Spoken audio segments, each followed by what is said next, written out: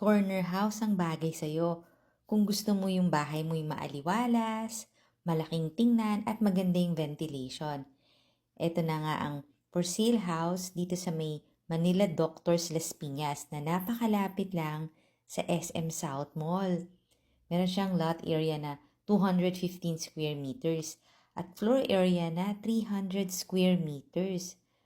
At ang ganda ng layout ng bahay na to. Open layout dito sa may living dining. Tapos yung kitchen niya regular yung size. Tapos double height ceiling sa living area. Ang maganda nga rito is owner built siya. Kaya siguradong matibay at materyales puwertes. Semi-furnished na rin.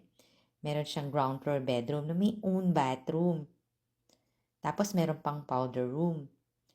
Total of 4 bedrooms ito plus maid's room pa. Nasa loob nga ito ng isang safe, gated and flood-free subdivision. At ito na nga yung Manila Doctors na napakalapit sa South Mall. Kaya kung mag-grocery ka, mag-shopping, ilang minutes lang nasa South Mall ka na. At dito na tayo sa second floor.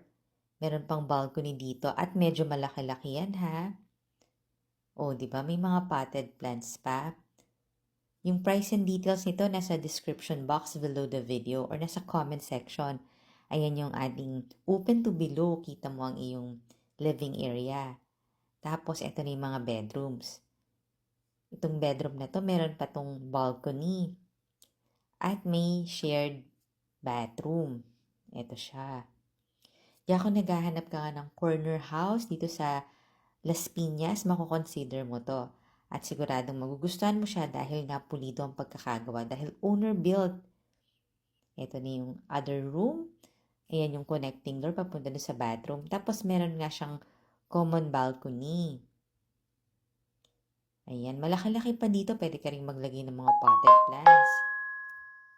Kaya tawagan mo na ako para makita mo to. Siguradong mas ma-appreciate mo siya pag nakita mo sa actual. At ito na nga yung master bedroom. May balcony at may walk-in closet. At may bathtub pa yan. Marami pa rin tayong mga properties within Las Piñas. Kaya tawag ka lang. Ayan yung maganda niyang bathroom na may walk-in closet. Thank you for watching!